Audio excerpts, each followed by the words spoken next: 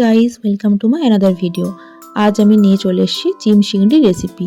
তার জন্য লাগছে পেঁয়াজ কুচি, টমেটো কুচি, পেঁয়াজ কলি, শিম, আলু আর চিংড়ি মাছ। প্রথমে চিংড়ি মাছগুলো ভালো করে ভেজে নিতে হবে।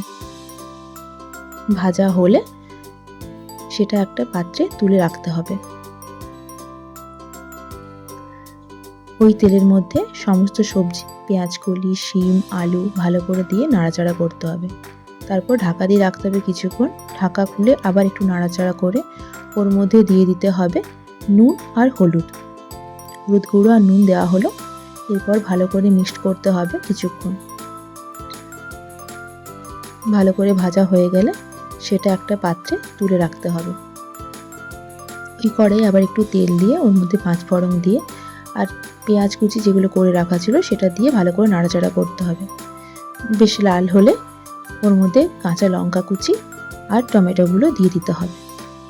সবগুলো একসাথে ভালো করে মিক্সড করে ভালো করে ভেজে নেওয়ার পর যে সবজিগুলো রাখা ছিল সেটা তার মধ্যে দিয়ে দিতে হবে। ব্যাস ভালো করে ভাজা হলে ওর মধ্যে একটু জল দিয়ে কিছুক্ষণ বয়েল করতে হবে।